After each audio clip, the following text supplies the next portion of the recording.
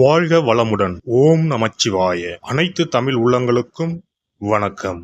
நிகழும் ஸ்ரீ மங்களகரமான சோபகிருது ஆண்டு மாசி மாதம் 18ஆம் தேதி வெள்ளிக்கிழமை அன்று சுவாதி நட்சத்திரத்தில் பஞ்சமி திதியில் அமிர்த யோகம் கூடிய நன்னாளில் இந்த மகத்தான மார்ச் மாதம் பிறக்கிறது.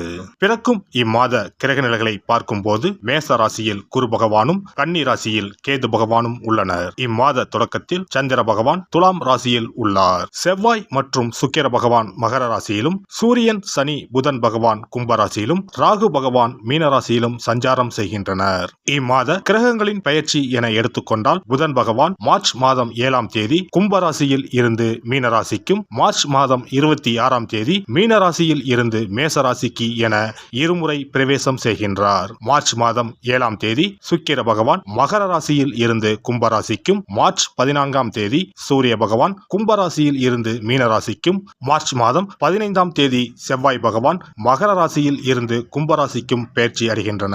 இந்த கிரக அமைப்பினால் உங்கள் வாழ்வில் ஏற்படக்கூடிய சுபம் மற்றும் அசுப பலன்கள் என்ன, அதற்கான பரிகாரம் மற்றும் தெய்வ வழிபாடு என்ன என்பதனை பற்றி காண்போம். மாசி மாதத்தின் பிற்பகுதியும் பங்குனி மாதத்தின் முற்பகுதியும் இணைவது இந்த மார்ச் மாதம் ஆகும். பனிக்காலம் முடிந்து வசந்த காலம் துவங்கப் போகிறது. இனி உங்கள் வாழ்விலும் வசந்தம்தான். திடீரென கோடிகளில் சம்பாதிக்கும் வாய்ப்பும், ஜாக்பாட் அடித்தது போல பணம் குவியும் யோகமும் உண்டாக போகிறது. தயாராக இருந்துக்கோங்க. பண கஷ்டம், துன்பம், அவமானம் அனைத்தும் உங்களை விட்டு விலகப் போகும் நேரம் இது. சிம்ம ராசி அன்பர்களே, காரியங்களில் அனுகூலம் உண்டாகும், முயற்சிகளில் வெற்றி பெறுவீர்கள். வழக்குகளில் சாதகமான தீர்ப்பு கிடைக்கும். எதிர்பாராத பணவரவுக்கும் வாய்ப்பு உண்டு. இம்மாதம் ராகு சாதகமாக இருப்பதால் முன்னேற்றத்திற்கு தடை இருக்காது. புதிய பொருட்களின் சேர்க்கை உண்டாகும். சிலருக்கு பயணங்களும் அதன் மூலம் ஆதாயமும் ஏற்படும். புதிய ஆடை ஆபரணங்கள் வாங்கி மகிழ்வீர்கள்.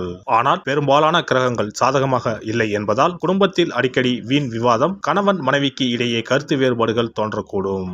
ஒருவரை ஒருவர் அனுசரித்து நல்லது. மாதத்தின் பிற்பகுதியில் குடும்பத்தில் மகிழ்ச்சியும் நிம்மதியும் உண்டாகும். பிள்ளைகள் வகையில் பெருமை சேரும். உறவினர்கள் வருகையும் அவர்களால் உதவிகளும் உண்டு.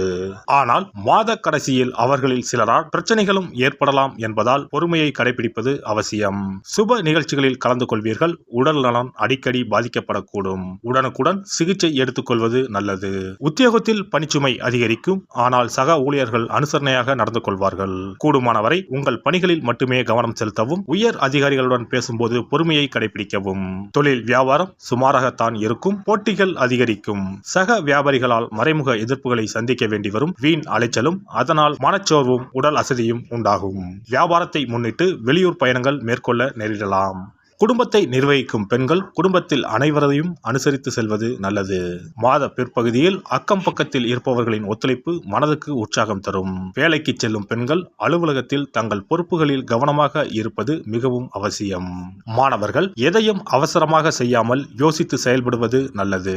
கல்வியை பற்றிய கவலை குறையும். கலைத்துறையினருக்கு அனைத்து வகையிலும் நன்மைகள் கிடைக்கும். நீண்ட நாட்களாக இருந்து வந்த சுணக்க நிலை மாறும். வீண் வாக்குவாதங்களை தவிர்ப்பது நன்மை தரும். அரசியல் துறையினர் எடுக்கக்கூடிய ஒப்பந்தங்களை நன்றாக ஆராய்ந்து முடிவுக்கு வர வேண்டும். வெளிநாட்டு ஒப்பந்தங்களை பெறுவீர்கள். லாபம் பெருகும். மேலிடத்தின் கனிவான பார்வை கிடைக்க பெறுவீர்கள். மகம் நட்சத்திரம். இந்த மாதம் தொழில் வியாபாரத்தில் இருந்த போட்டிகள் விலகும். கடன் பிரச்சனை தீரும். ஆர்டர் பிடிப்பதில் இருந்த கஷ்டம் குறையும். உத்தியோகத்தில் இருப்பவர்கள் எளிதாக பணிகளை செய்து முடிப்பார்கள். மேல் அதிகாரிகளின் ஒத்துழைப்பு கிடைக்கும்.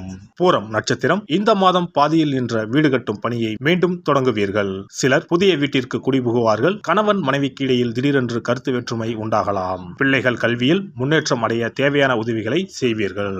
உத்திரம் 1ஆம் பாதம். இந்த மாதம் மற்றவர்களிடம் கவனமாக பேசுவது கருத்து வேற்றுமை வராமல் தடுக்கும். வீண் அலைச்சல் குறையும். மாணவர்களுக்கு கல்வியில் முன்னேற்றம் அடைய தேவையான உதவிகள் கிடைக்கும். விளையாட்டுப் போட்டிகளில் பங்கேற்கும் போது கவனம் தேவை. ஞாயிற்றுக்கிழமையில் சிவனுக்கு வில்வ அர்ச்சனை செய்து வணங்க மனதில் தைரியம் பிறக்கும். காரிய வெற்றி உண்டாகும். சிவபெருமானை வணங்குவதற்கும் அவரின் அருளை பெறுவதற்குமே அவருடைய ஆசி இருந்தால்தான் முடியும். அதனால்தான் அவன் அருளாலே அவன் தாள் பணிந்து என்ற அற்புதமான வாசகத்தின் மூலம் நாம் அறிய முடிகிறது. சிவ அருளை பெற வேண்டும் எனில் அது அத்தனை சுலபமான காரியம் கிடையாது. சிந்தையிலும் செயலிலும் சிவனையே நினைத்து ஒவ்வொரு காரியத்தையும் செய்ய வேண்டும். இனி இந்த மார்ச் மாதத்தில் மகா சிவராத்திரி எப்போது, இந்த நாளுக்கு அப்படி என்ன சிறப்பு என்பதனை பற்றி காண்போம். சிவபெருமானுக்கு எத்தனையோ திருநாமங்கள் உள்ளன. அவற்றில் மிக உயர்வானதாக சொல்லப்படுவது மகாதேவன் என்ற திருநாமம். மகாதேவன் என்றால் கடவுள்கள் அனைவருக்கும் மேலான கடவுள், கடவுள்களுக்கு எல்லாம் தலைவன் என்ற பொருள். சிவாய நம என சிந்திப்பவர்க்கு அபாயம் ஏற்படாது என்பார்கள். அப்படி கர்ம வினைகளில் இருந்தும் அனைத்து விதமான துன்பங்களில் இருந்தும் விடுபடுவதற்கு சிவனே கதி என சிவபெருமானை சரணடைவதற்கு ஏற்ற நாள் மகா சிவராத்திரி தினமாகும். மகா சிவராத்திரி நாளில் சிவபெருமானை முழு மனதுடன் உண்மையான பக்தியுடன் வழிபட்டால் நம்முடைய வேண்டுதல்கள் அனைத்தையும் சிவபெருமான் நிறைவேற்றி வைப்பார் என்பது ஐதீகம். கவலைகள் நீங்கி காரிய வெற்றியை தரக்கூடிய நாள் மகா சிவராத்திரி விரத நாளாகும். சிவபெருமானுக்கு உரிய அஷ்ட விரதங்களில் மிக முக்கியமானது மகா சிவராத்திரி விரதமாகும்.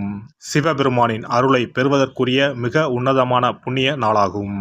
ஒவ்வொரு மாதமும் தேய்பிறை சதுர்த்தசி திதியில் வருவதை மாத சிவராத்திரி என்றும், மாசி மாதம் தேய்பிறை சதுர்த்தசியில் வருவதை மகா சிவராத்திரி என்றும் கொண்டாடுகிறோம்.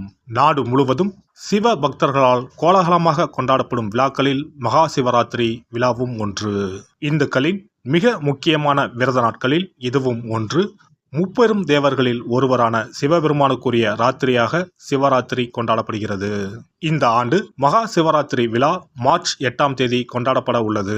அன்று இரவு 8:20 மணிக்கு துவங்கி மார்ச் 9ஆம் தேதி மாலை 6 மணி வரை சதுர்த்தசி திதி உள்ளது.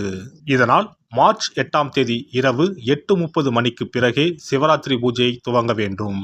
சூரிய பகவான் கும்பராசியில் பயணம் செய்யும் மாசி மாதத்தில் தேய்பிறை சதுர்த்தி நாளில் முதல் நாள் மாலை துவங்கி அடுத்த நாள் காலை வரை சிவனுக்கு தொடர்ந்து 4 கால பூஜைகள் செய்யப்படும். சிவராத்திரி அன்று இரவு முழுவதும் கண் விழித்து சிவ வழிபாடு செய்து அபிஷேகம், ருத்ராபிஷேகம் செய்து சிவ மந்திரங்களை உச்சரித்து சிவனின் அருளை வேண்டி பிரார்த்தனை செய்ய வேண்டும். ஆன்மீகத்தில் உயர்ந்த நிலையை அடைவதற்கும், துன்பங்கள் மற்றும் பாவங்களில் இருந்து விடுபட்டு மோட்சத்தை அடைவதற்கும் ஏற்ற நாள் இதுவாகும். மகா சிவராத்திரி அன்று அதிகாலையில் எழுந்து புனித நீராடி வீட்டை சுத்தம் செய்து பூஜை அறையில் விளக்கேற்றி வைக்க வேண்டும். பிறகு மாலையில் சிவன் கோவிலுக்கு சென்று அங்கு நடக்கும் அபிஷேகம் பூஜைகளில் கலந்து கொள்ள வேண்டும். அன்று சிவலிங்கத்திற்கு பஞ்சாமிர்த அபிஷேகம் செய்வதும் வில்வ அர்ச்சனை செய்வதும் மிக சிறப்பானதாகும். மகா சிவராத்திரி நாளில் எத்தனை முறை முடியுமோ அத்தனை முறை பஞ்சாட்சர மந்திரமான ஓம் நம சிவாய மந்திரத்தை உச்சரிக்க வேண்டும். இது தவிர சிவபுராணம் பாராயணம் செய்வது மிகவும் சிறப்பானதாகும்.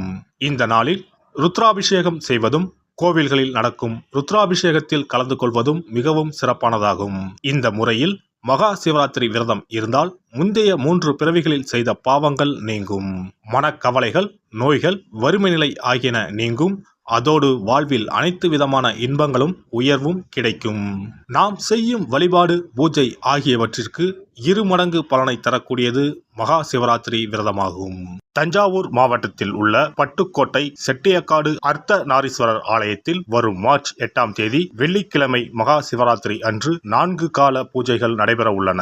இந்த பூஜைகளில் நீங்களும் கலந்து கொண்டால் தம்பதி ஒற்றுமை, மனப்பேறு, குழந்தை பேறு, ஆரோக்கியம், ஆயுள், செல்வம், புகழ் உள்ளிட்ட சகல நன்மைகளும் கிட்டும். எல்லாம் வல்ல இறையருளால் நீங்களும் உங்கள் அன்பு குடும்பமும் உடல் நலம், நீலாயுள், நிறை செல்வம், உயர் புகழ், மெய்ஞானம் ஓங்கி வாழ்க வளமுடன். இந்த வீடியோ பதிவு உங்களுக்கு பிடித்திருந்தால் லைக் பண்ணுங்க, கமெண்ட் பண்ணுங்க, ஷேர் பண்ணுங்க, மறக்காம சப்ஸ்கிரைப் பண்ணுங்க, பக்கத்துல இருக்கிற பெல் பட்டனை கிளிக் பண்ணுங்க. நன்றி, வணக்கம். ஓம் நமச்சிவாய. சிவாய நம.